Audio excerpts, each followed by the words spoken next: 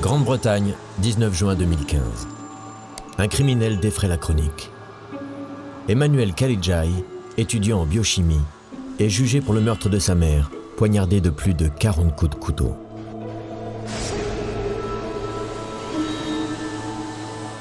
Emmanuel Kalijai a revêtu le survêt rose de sa mère pour se créer un alibi et faire croire qu'elle était toujours vivante. Tous les tabloïds anglo-saxons ont dit que c'était le nouveau Norman Bates, le nouveau Psycho. Ça montre à quel point ce personnage de Norman Bates s'est ancré dans la culture populaire. Norman Bates, l'anti-héros culte du film Psychose d'Alfred Hitchcock, le tueur au couteau le plus célèbre du cinéma. Une douche et une musique que personne n'a oubliée. Une scène entrée dans l'histoire, reproduite et parodiée des centaines de fois. Ce qui est intéressant, et ce qui me fascine personnellement, que ce soit Hannibal Lecter ou Norman Bates, c'est de voir à quel point le public les aime. Ils les aiment, ils ont de l'affection pour eux. 5 acteurs ont incarné Norman Bates. Anthony Perkins et Vince Vaughn pour le cinéma. Et 2 ex-enfants stars à la télévision, Henry Thomas, échappé du film E.T., et le jeune Freddie Highmore, passé du garçon gentillet de Charlie et la chocolaterie au jeune homme de plus en plus psychotique de Bates Motel.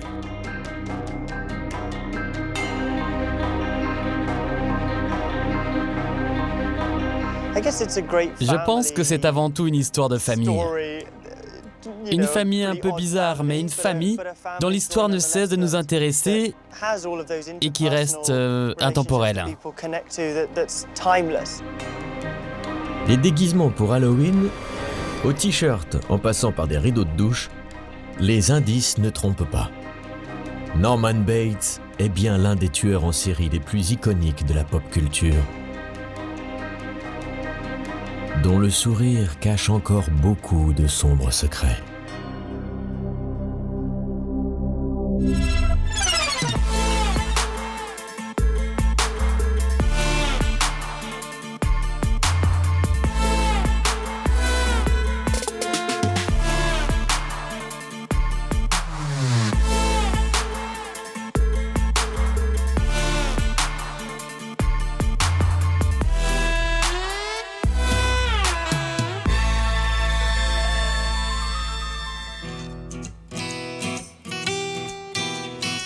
Los Angeles, dans les années 50. À cette époque, Hollywood n'a qu'une seule obsession, exporter l'American Dream pour lutter contre les méchants communistes. Les héros des films de science-fiction sont le plus souvent de fiers Américains luttant contre des extraterrestres ou des monstres. Reflet des angoisses liées à la guerre froide et à une éventuelle catastrophe nucléaire.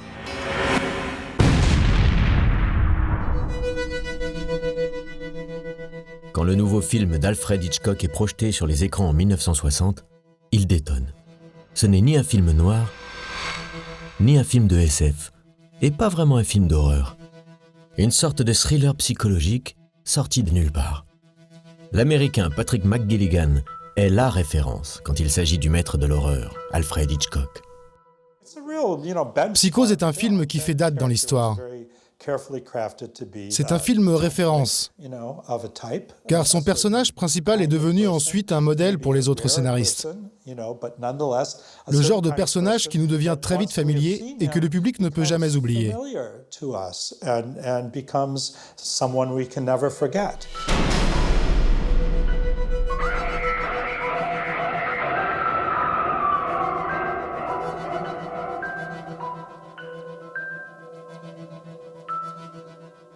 Norman Bates est en quelque sorte le premier serial killer moderne, à la fois dans les romans et dans la fiction. C'est lui qui est en quelque sorte l'ancêtre, même s'il y a eu Jacques l'Éventreur avant, mais l'ancêtre de nos tueurs en série modernes. C'est-à-dire Monsieur Tout-le-Monde, qui commet des actes insensés, qui a un rituel macabre. C'est aussi un personnage qui a été adapté, filmé d'innombrables fois depuis 1960. Le dernier Norman Bates en date, c'est lui. Freddie Highmore. Il est le héros de la série Bates Motel, qui revient sur les origines du personnage. C'était intéressant pour nous de le montrer de cette façon, souriant, relax. C'est pour moi plus intéressant à jouer. Nous savons ce qu'il va lui arriver, tout le tragique des situations à venir, mais dont il n'a aucune conscience encore. Et dans la série, même quand il sourit sans aucune arrière-pensée, le public sait que derrière ce sourire se cache le tueur qu'il ne va pas tarder à devenir. Norman Bates, un nom qui résonne encore comme les bruits d'un coup de couteau dans la chair. Un personnage qui n'est pas né de l'imagination d'Hitchcock. Norman Bates. Son nom est apparu quelques années plus tôt dans un roman de Robert Bloch, auteur de romans policiers et de nouvelles fantastiques. Stéphane Bourgoin, écrivain spécialisé dans l'étude des tueurs en série, a bien connu Robert Bloch. Après plusieurs rencontres, les deux hommes sont devenus des amis, à tel point que l'écrivain a accepté d'être le parrain du fils de Stéphane Bourgoin. Robert Bloch, en 1957, habitait dans le Wisconsin, dans un tout petit village qui était situé à peu près 40 miles, 60 kilomètres de Plainfield, dans le Wisconsin, où a sévi Ed Gein. Ed Gein, un fermier anonyme des environs, et qui est le modèle majeur du personnage de Norman Bates.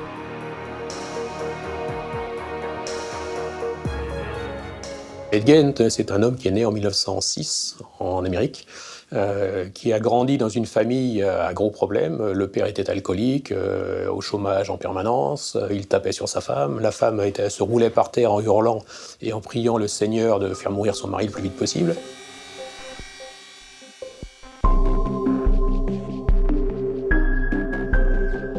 Il a grandi dans une ferme dans un premier temps. Ensuite, ses parents ont changé de profession, ils se sont installés, ils ont acheté une boucherie. Et donc Gein a commencé, alors qu'il avait 6-7 ans, à voir des scènes sanglantes un peu tous les jours. Il voyait sa mère découper des porcs, et arracher les entrailles. C'était un spectacle quotidien pour lui. Ed Gein cache un lourd secret. Il désire violemment, au plus profond de lui, devenir une femme. Mais au lieu de simplement enfiler des bas et une robe tranquille chez lui, il va déterrer des corps de femmes pour les démembrer. Dans ces tombes, Gein cherchait une chose fondamentalement simple, c'est-à-dire qu'il voulait se transformer en femme. Donc il récupérait le visage, bien sûr, de ces femmes qu'il avait sélectionnées, il récupérait les seins, il récupérait les vulves, et ensuite il se confectionnait des masques et il s'était confectionné un torse à partir de divers morceaux récupérés ça et là, avec lequel il s'habillait les soirs de pleine lune et il allait danser dans son jardin, dans les bois. Rapidement, le cimetière perd vite de son intérêt pour Ed Gein. Il s'attaque alors à des femmes de son entourage, bien vivantes cette fois-ci. Je pense qu'on peut tabler sur une dizaine de victimes en additionnant toutes les disparitions et tous les cadavres qu'on a retrouvés autour de chez lui et pour lesquels on n'a jamais eu d'explication. Lors de son arrestation en 1957, l'atrocité des crimes frappe d'effroi les Américains. Ed Gein devient immédiatement une légende horrifique, alimentée par une presse fascinée. Tel un personnage de conte d'épouvante, des comptines et des chansons lui sont même consacrées.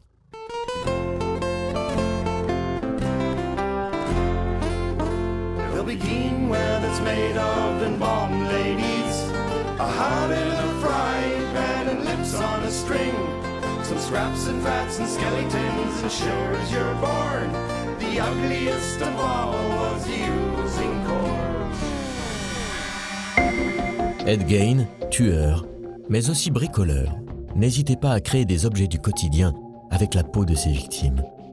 Comme par exemple cette chaise en cuir. L'imagination de l'écrivain Robert Bloch, stupéfait d'apprendre que ces crimes ont lieu à quelques kilomètres de chez lui, se met en marche.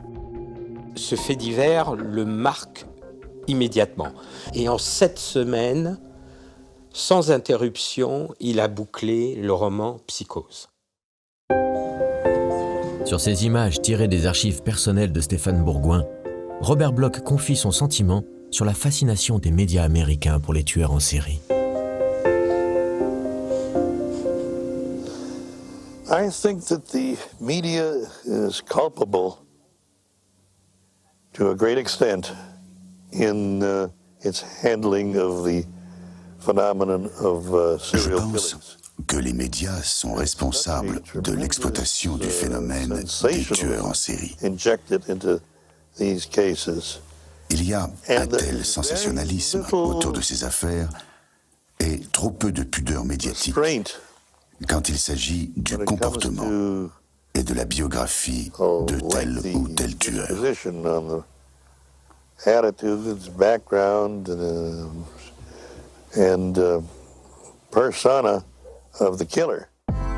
Fidèle à ses convictions, Robert Bloch ne va pas créer sur le papier une simple copie d'Ed Gein. Il pioche certains détails horrifiques de son histoire pour inventer un personnage beaucoup plus fascinant. Sous sa plume, Ed Gein n'est plus fermier, mais le propriétaire d'un motel souffrant d'un dédoublement de personnalité. Il baptise son personnage de fiction Norman Bates, les 2 premiers mots que le lecteur découvre en ouvrant le livre Psychose.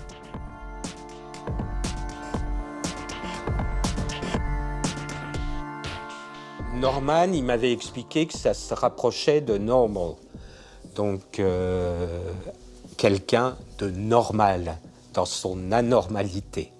Donc il voulait en faire un peu un monsieur tout le monde.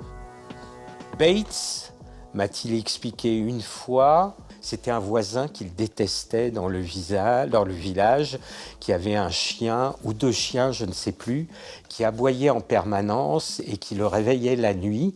Et lorsqu'il lui avait demandé de faire taire son ou ses chiens, la dispute s'était quelque peu envenimée. Donc c'était une façon pour lui de se venger de ce voisin irascible. Le roman est achevé en 1959. Pourtant, malgré l'attrait du public pour les méfaits sordides d'Ed Gein, Psychose, le livre, sort dans l'indifférence.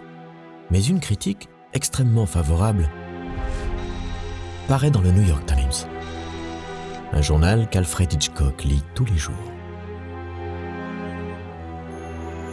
Monsieur Bloch fait la démonstration qu'une histoire plausible de maladie mentale peut terrifier et glacer le sang. Dans les années 50, Hitchcock enchaîne les gros hits « Fenêtre sur cour »,« Sueur froide »,« La mort aux trousses ». Il s'amuse en parallèle à faire peur aux téléspectateurs avec son émission culte « Alfred Hitchcock présente ». En 1959, il n'a d'ailleurs qu'une seule envie, tourner un petit film avec son équipe de télévision sans les contraintes économiques propres aux grosses productions. Avec le roman Psychose, il va trouver enfin son nouveau sujet. Surtout, Norman Bates lui évoque un autre tueur en série, fameux dans son Angleterre natale, Jack l'Éventreur. L'origine de la fascination d'Alfred Hitchcock pour les tueurs en série est à chercher dans son enfance. Tout simplement parce qu'il a grandi dans le même quartier que l'un des tueurs en série les plus célèbres de Grande-Bretagne, Jack l'Éventreur. Même si les faits sont arrivés avant sa naissance, personne n'a jamais arrêté Jack l'Éventreur. Personne ne l'a clairement identifié, encore aujourd'hui, et son nom ne cessait de revenir dans les conversations du quartier.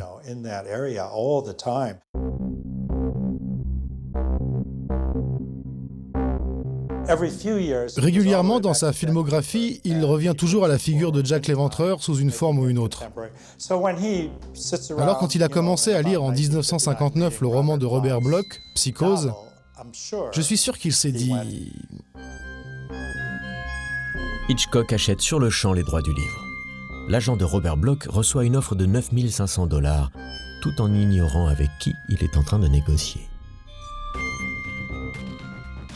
Hitchcock avait pour habitude de cacher son identité lors des achats de droits. Donc l'agent de Robert Bloch reçoit une proposition à l'aveugle d'adaptation du roman pour le cinéma. On lui dit que ça va être tourné en noir et blanc, donc automatiquement, il pense que c'est un film à petit budget, même si ça vient de la part d'une major qui s'appelle Universal Pictures. Le scénario reste très fidèle à l'intrigue du roman. Mais un détail primordial est modifié. Dans le roman, Bates est un homme d'une quarantaine d'années, rondouillard et inquiétant. Sur une idée de Joseph Stefano, son scénariste, Hitchcock va le transformer en un jeune homme propre sur lui. Le genre de personne dont on pourrait dire « Tiens, lui, il ne ferait pas de mal à une mouche ». Hitchcock jette alors son dévolu sur un acteur qui commence à faire parler de lui dans le milieu. Le jeune Anthony Perkins.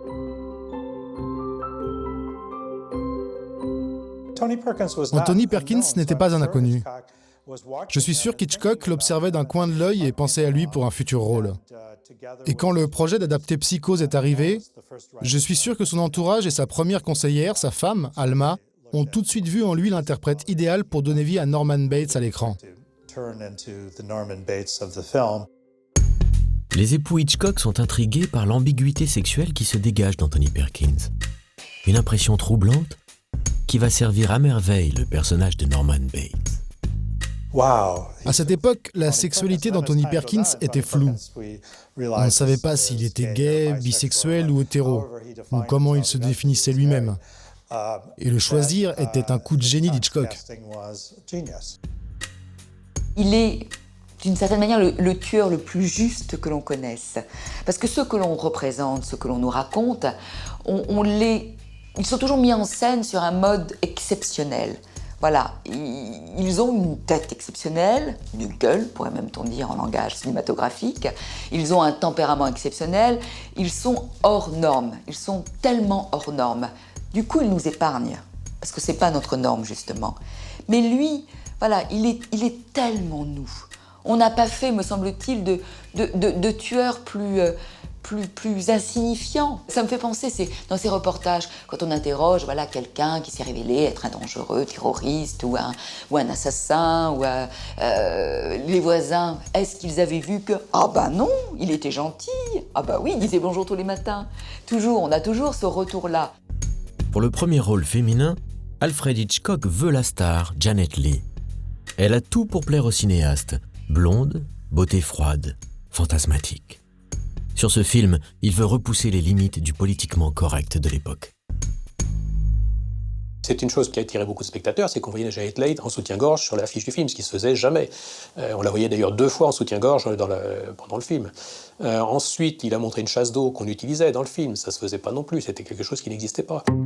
Mais le coup de génie ultime d'Alfred Hitchcock va être d'éliminer le personnage incarné par Janet Leigh au bout de 30 minutes seulement.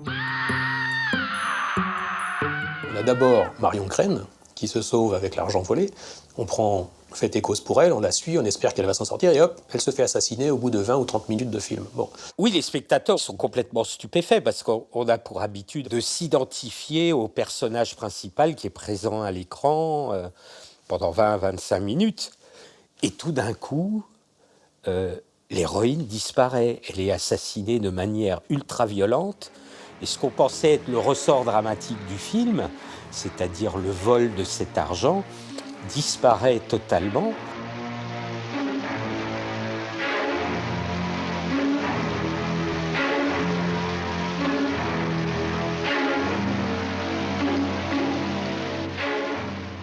Ensuite, Hitchcock réussit à nous faire basculer vers Norman Bates, et là on prend fait et cause pour Norman Bates, qui à l'époque nous apparaît comme un pauvre garçon qui essaye de récupérer les cochonneries faites par sa mère et d'éponger le sang et de se débarrasser du cadavre. Le tournage est mené à un rythme effréné, et en quelques mois, à la fin de l'année 1959, le film est en boîte. Hitchcock n'a alors qu'une seule idée en tête, préserver le mystère autour de Norman Bates et du mal qui le ronge. Spoiler son dédoublement de personnalité, c'est tuer le suspense du film et le twist final. Pour éviter les fuites, Hitchcock ordonne à son assistante d'acheter tous les exemplaires de Psychose disponibles en librairie.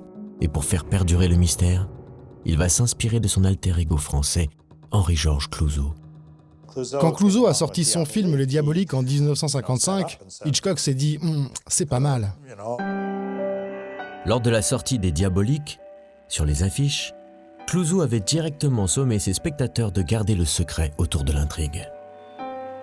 Ne soyez pas diaboliques, ne détruisez pas l'intérêt que pourraient prendre vos amis à ce film, ne leur racontez pas ce que vous avez vu.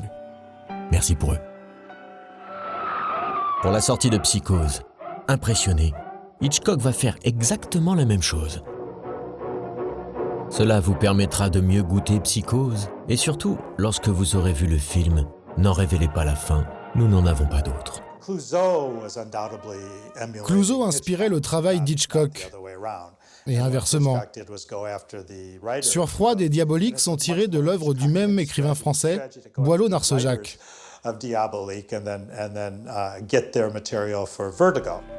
Mystère, sexe et thriller troublant.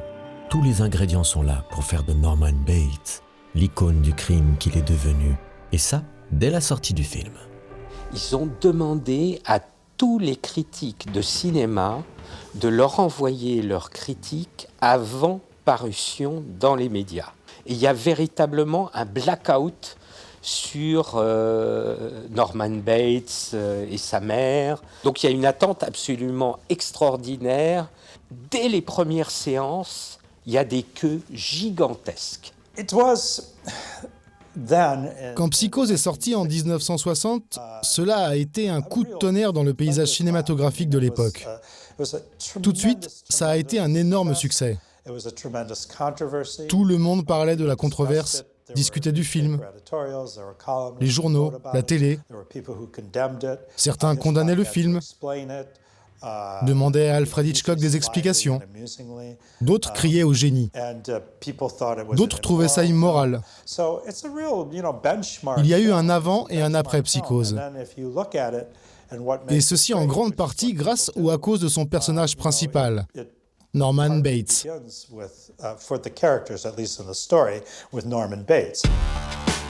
Psychose devient très vite le plus gros succès d'Alfred Hitchcock. Et le film est juste derrière Ben-Hur au box-office de l'année. Produit pour moins d'1 million de dollars, le film en rapporta 50. 22 ans plus tard, en 1982, les slashers sanglants sont désormais à la mode. Universal Pictures met en chantier Psychose 2, avec bien sûr Anthony Perkins en Norman Bates, qui, sorti de l'asile, rentre à son motel, mais comme on s'en doute, pas encore tout à fait guéri. Le film récolte 35 millions de dollars au box-office. Du coup, pas bête, les producteurs lancent en 1986 Psychose 3, avec, bien sûr, Anthony Perkins dans un film où Norman Bates est de nouveau normal, mais sa mère, elle, a de nouveau perdu la tête. Cette fois-ci, overdose de Bates, le film se plante au box-office. Alors c'est à la télé en 1990 que Psychose 4 voit le jour avec Petit Elliot dit-il extraterrestre dans la version ado de Norman Bates, un avant-goût de la série Bates Motel. L'écrivain Robert Bloch ne prendra même pas la peine de regarder ses suites, faites sans son consentement. Robert Bloch est très amer de se rendre compte, lui qui n'a jamais eu une haute opinion de Hollywood, qu'on va s'emparer de son œuvre, de son personnage, de la psychologie de son personnage, sans qu'il n'ait voix au chapitre, sans qu'il ne touche aucun royalty non plus sur ce personnage. Ce qui paraît ahurissant, mais c'est comme ça. Donc il décide, entre guillemets, de se venger en écrivant une suite à Psychose, puis après une troisième suite à Psychose. Dans son roman Psychose 2, sorti en 1982, il se venge à sa manière de l'industrie hollywoodienne en plongeant Norman Bates au beau milieu d'un tournage d'un film retraçant sa vie, chaque personnage se faisant admirablement trucider. Norman Bates prend un tour pratiquement expérimental quand Gus Van Sant s'attaque en 1998 à un remake quasiment plan par plan, en couleur cette fois-ci, du film Psychose avec Vince Vaughn dans le rôle de Norman. Mais l'expérience tourne court au box-office puisque le film ne récolte que 21 millions de dollars pour un budget de 60 millions. Je pense que le film de Gus Van Sant montre une chose primordiale, c'est qu'il ne peut y avoir qu'un seul Psychose. S'il n'y a qu'un Psychose, Norman Bates, lui, revient avec succès à la télévision sur la chaîne câblée ENI avec la série Bates Motel à partir de 2013. Mais le succès d'un film sorti il y a plus de 50 ans ne suffit pas à expliquer cette fascination toujours bien vivace pour Norman Bates. Norman est devenu une icône à la Marilyn, une icône dont on n'hésite pas à se tatouer le visage sur le corps. Et il y a d'autres indices, bien plus symboliques, qui ont fait de Norman Bates ce schizophrène aussi inquiétant que séduisant, une icône du crime inoubliable.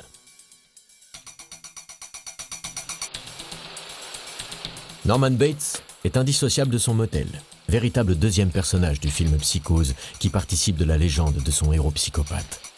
Le motel qui apparaît plus que jamais comme le lieu de toutes les terreurs made in USA, où sont tapis les monstres du passé et de l'inconscient. En 1960, dans un trailer hilarant, Hitchcock utilise sa notoriété et sa fameuse silhouette débonnaire pour faire la promo de son film et de son fameux motel. Here we have a quiet little motel, tucked away off the main highway, and as you see, perfectly harmless looking, when in fact, it has now become known as the scene of the crime.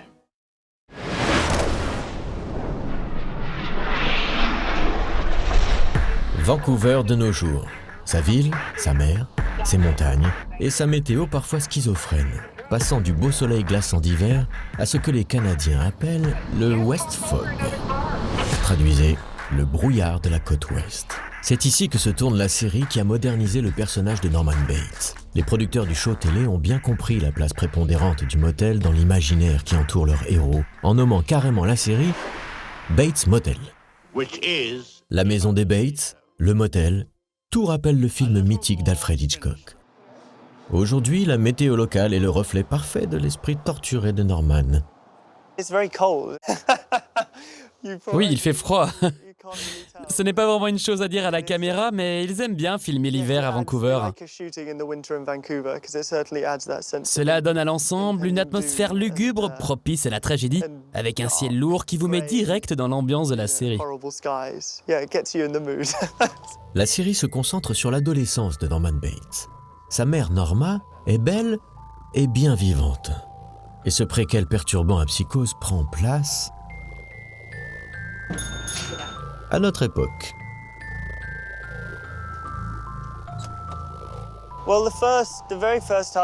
La première fois que l'on voit le signe du motel, puis la maison qui se dresse devant vous et qui semble sortir tout droit du film Psychose, vous avez cette impression de faire partie de l'histoire du cinéma. Et c'est ce qui est drôle avec les plateaux de séries télé. On observe la construction des faux décors. On dit aux autres « Oh, regarde, ils ont rajouté le panneau Wi-Fi gratuit au motel ».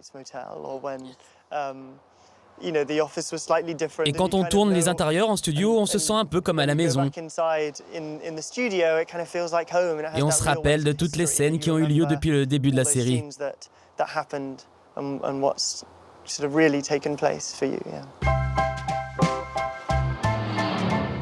L'origine du mot motel est simple à trouver. Il s'agit de la fusion des mots moteur et hôtel. Un motel est en effet ce drôle de concept né aux États-Unis qui permet de se garer juste en face de sa chambre, pour être prêt à repartir aux premières heures du jour. Mark S. Freeborn est chef décorateur sur la série Bates Motel. Les séries où le décor doit impérativement souligner la folie du personnage, il connaît bien. Il a officié pendant 4 ans sur la série Breaking Bad. Dans un sens, et spécialement le Bates Motel, le motel nous renvoie à l'âge d'or de l'Amérique. Le motel était comme un phare dans la nuit, une deuxième maison loin de la maison. Ça parlait de confort et de protection.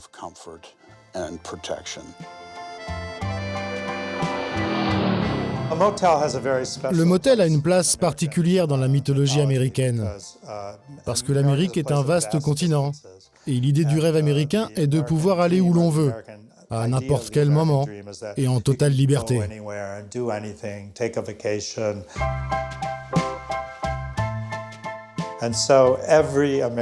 Chaque Américain connaît cette sensation de débarquer dans un motel un peu bizarre, en plein milieu de la nuit. Le motel est alors comme un sanctuaire au milieu de nulle part.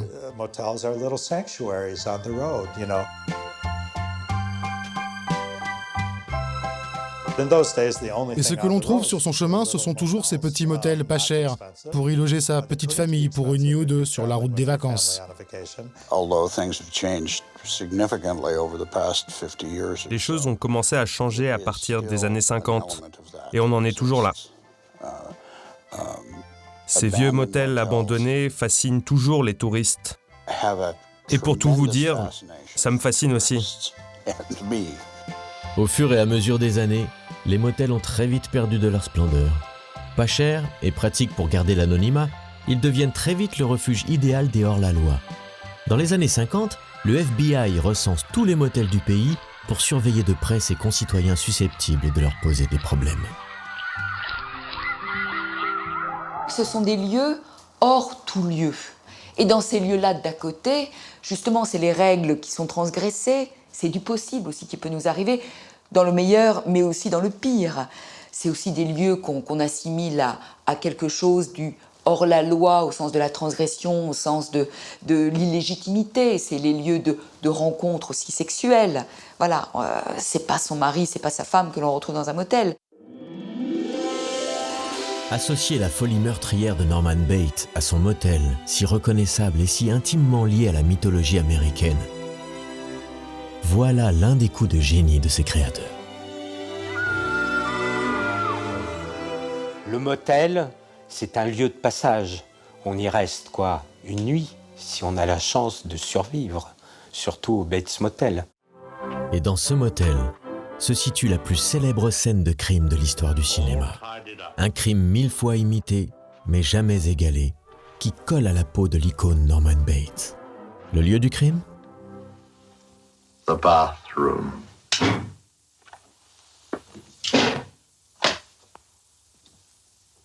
Well, they've cleaned all this up now. Big difference. You should have seen the blood.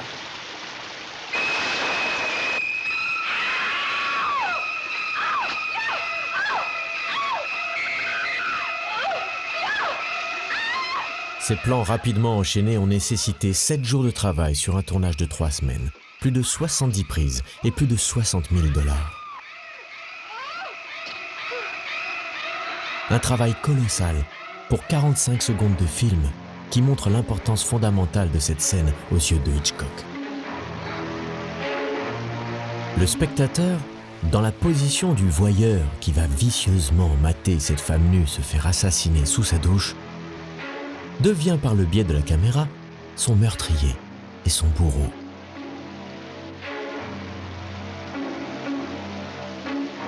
Il devient Norman Bates.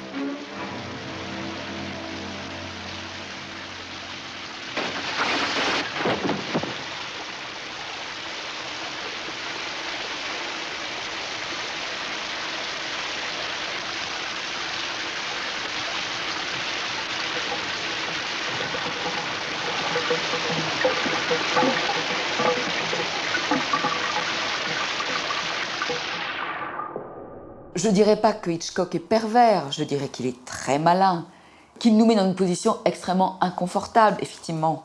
Et si on était aussi un peu nous le tueur, capable de ce déchaînement-là de violence, de cette pulsion-là, je crois que oui, ça nous implique de manière extrêmement dérangeante, et peut-être jouissive, c'est peut-être ça qui est encore plus dérangeant.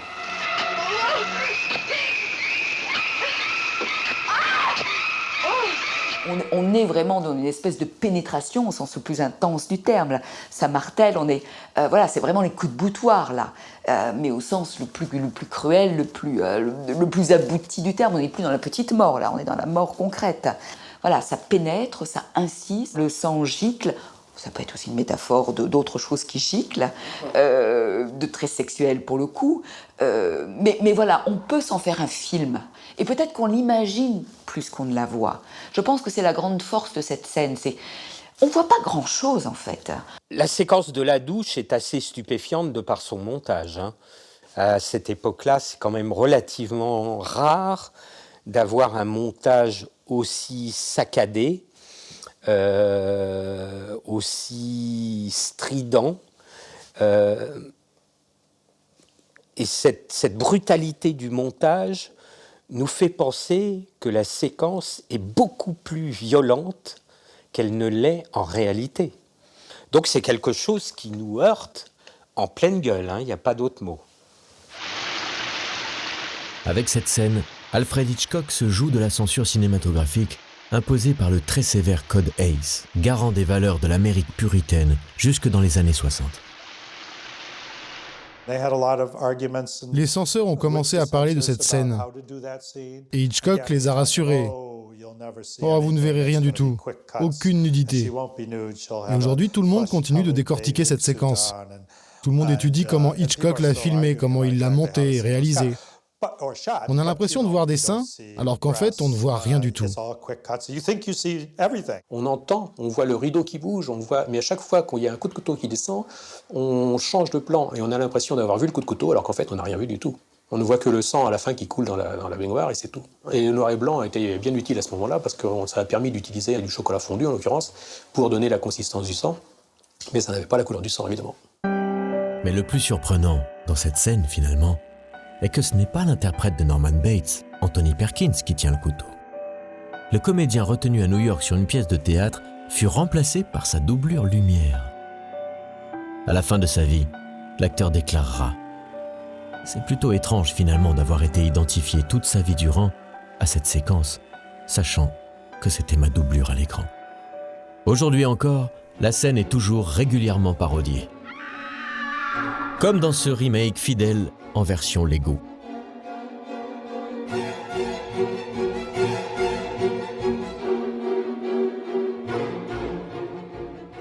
Elle a même servi de matière à comédie dans cette série française. Madame Hitchcock, une baignoire, ça coûte cher, surtout si on veut quelque chose qui a un peu d'allure. Et si on tournait la scène dans une douche ? Oui, mais dans le scénario, il y a marqué une baignoire. Mais je me contrefous du scénario, mon petit bonhomme. Si ça coûte moins cher de tourner dans le trou du cul de Jennifer, on tournera dans le trou du cul de Jennifer, c'est clair ? Je suis pas sûr qu'il y a assez de place. Dernièrement, c'est Jamie Lee Curtis, la propre fille de Janet Leigh, qui a parodié la scène de la douche pour la série Scream Queens. Sur un cliché en noir et blanc posté sur les réseaux sociaux, elle tient fièrement la photo de sa mère. La série Bates Motel s'amuse bien évidemment de la renommée de cette scène, faisant patienter les fans au fil des saisons qui n'attendent plus qu'une seule chose, que le Norman Bates, version Freddie Highmore, refasse à sa sauce cette scène d'anthologie. Yeah, the shower scene, it will have to be down here. I think... Ah oui, la scène de la douche. On va finir par y arriver, oui. Mais je pense que nous faisons pas mal de références à Psychose dans la série. Mais je fais attention également à ce que mon interprétation de Norman Bates ne soit pas constamment comparée à celle d'Anthony Perkins, qu'on ne s'éloigne pas trop de l'univers de la série. Je pense que nous allons refaire la scène de la douche, mais pas exactement de la même façon que dans Psychose. Nous ne travaillons pas dans l'idée de recréer des scènes exactes de Psychose et de copier les plans du film d'Alfred Hitchcock.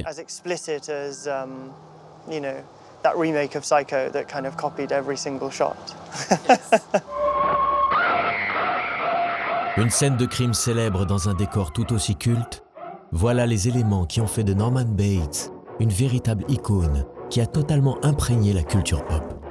Mais le personnage Bates, c'est avant tout un tueur sanguinaire, dont l'origine du mal est d'ordre psychologique. Un dédoublement de personnalité qui continue à alimenter le mythe. Norman est très proche de sa mère. Trop proche ? Oui. Peut-être un peu trop, oui. C'est une histoire d'amour en quelque sorte. Ils vont dans le mauvais sens, mais c'est une histoire d'amour inappropriée entre Norman et sa mère. La légende de Norman Bates est indissociable du meurtre de sa propre mère, Norma, retrouvée momifiée à la fin du film Psychose d'Alfred Hitchcock. Cette tête, dont les seuls vestiges de vie humaine résident dans ce chignon savamment coiffé. Entre Norman et sa mère, C'était à la vie, à la mort. C'était même presque un peu plus que ça. À la fin des années 50, fasciné par les mécanismes de l'inconscient, Alfred Hitchcock trouve en Norman Bates le personnage qui va cristalliser toutes ses obsessions. La folie, la frustration sexuelle et la violence meurtrière. Des obsessions qui vont faire écho avec celles du grand public. À l'époque, les théories freudiennes sont furieusement à la mode. Tout le monde ne parle plus que du fameux complexe d'Oedipien, le désir inconscient d'un enfant de coucher avec le parent du sexe opposé. Hitchcock a pris pour la première fois comme héros de son film un héros psychotique. On ne voyait ça que dans les films de série B, où ces personnages un peu schizophrènes existaient déjà. Mais de donner vie à un tel personnage, séduisant en plus, et d'en faire le héros d'un film grand public, c'était historique.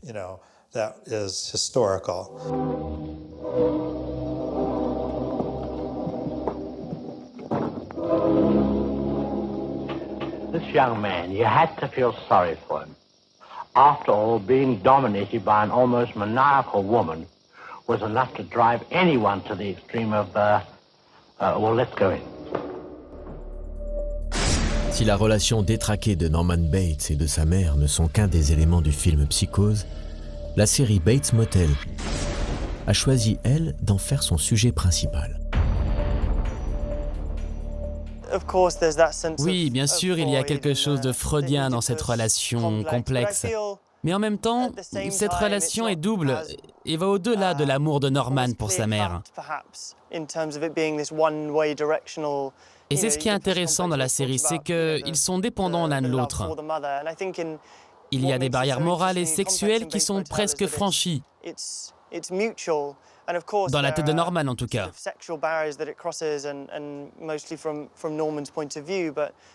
Mais il y a cet extraordinaire lien qui les lie et qui va bien au-delà de l'amour de Norman pour sa mère.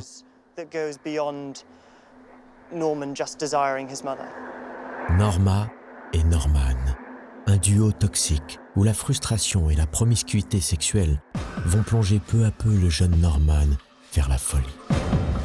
Ce duo mère-fils, il est psychiquement dangereux dans le sens où...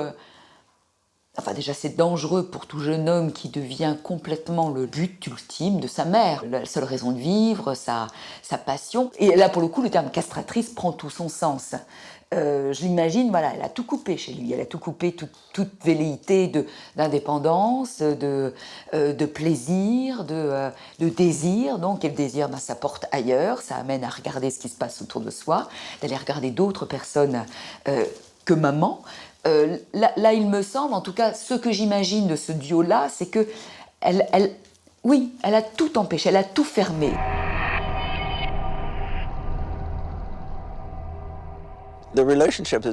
C'est incroyablement complexe, cette relation. Et c'est compliqué de savoir qui est le plus perturbé des deux, Norma ou Norman, ou tout simplement les deux. C'est complexe car c'est une mère aimante, mais manipulatrice. Et la relation est presque incestueuse. Par exemple, il y a une porte qui sépare leurs deux chambres.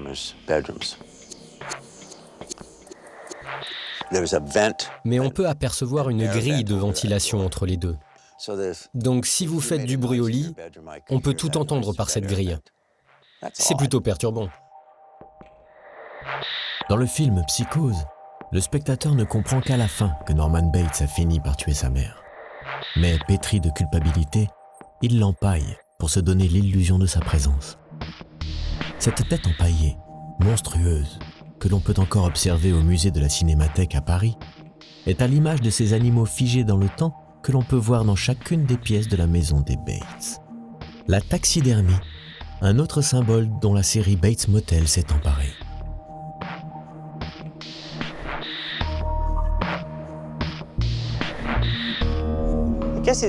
C'est tout simplement son hobby. La taxidermie est le hobby de Norman. Vous savez, tout le monde a besoin d'un hobby qui occupe son esprit. C'est un peu bizarre, non? Oui. Oui, il pourrait tout simplement jouer au football, s'entraîner sur la pelouse de la maison, essayer de marquer des buts, avec sa mère qui essaierait d'arrêter les ballons. Si seulement c'était ça.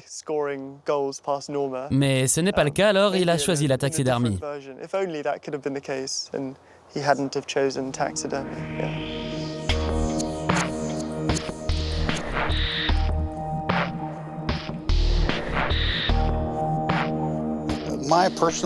J'ai ma théorie sur Norman et sa passion pour la taxidermie. Norman est obsédé avec ça, car c'est une âme solitaire. Il a trouvé un hobby qui lui permet d'avoir un contact avec des êtres de chair.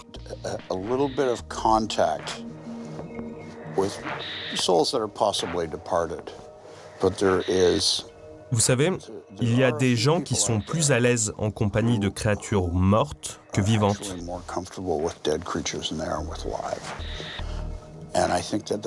Et c'est l'esprit de Norman. Il sait que ces créatures empaillées ne vont pas lui faire de mal. Sa première taxidermie, c'est un chien qu'il a trouvé écrasé sur la route. Donc dans un sens, il a sauvé cette créature. En l'empaillant, Norman Bates sauve sa mère, la rendant immortelle. Il développe alors une triple personnalité. Dans les livres, les séries ou les films, il se prend tour à tour pour l'adolescent amoureux de sa maman, pour sa mère, puis pour le Norman adulte qui tente tant bien que mal de tenir son motel.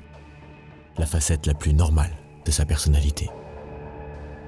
Norman est fascinant car, au départ, en surface, c'est un garçon très doux.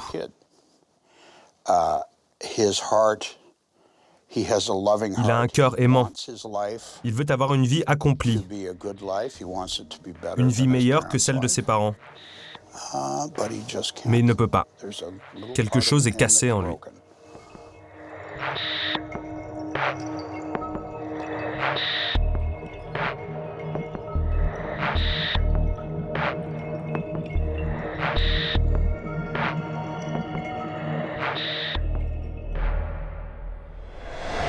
Il reste toujours des zones d'ombre chez Norman Bates. Des zones d'ombre qui ne demandent qu'à être explorées. Son esprit dément et torturé continue de voyager dans le temps. Il y a beaucoup de questions restées sans réponse. On n'a pas encore tout dit sur Norman, notamment dans la série. Le nom de Norman Bates a traversé les époques. Sans lui, pas de Fight Club, de Black Swan ou d'anti-héros schizophrènes et meurtriers. Il y a peu de personnages de fiction que le public identifie immédiatement et à qui vous pouvez demander dans la rue « Qui est Norman Bates ?» et qui vous répondent sans réfléchir. Je ne dis pas que tout le monde le sait, mais une grande majorité le connaît. Ça montre sa renommée et quand Anthony Perkins est mort, je suis sûr que les journaux ont titré « Norman Bates est mort ». Norman Bates a survécu à son interprète principal et continue à vivre en ce moment sous les traits de Freddie Highmore.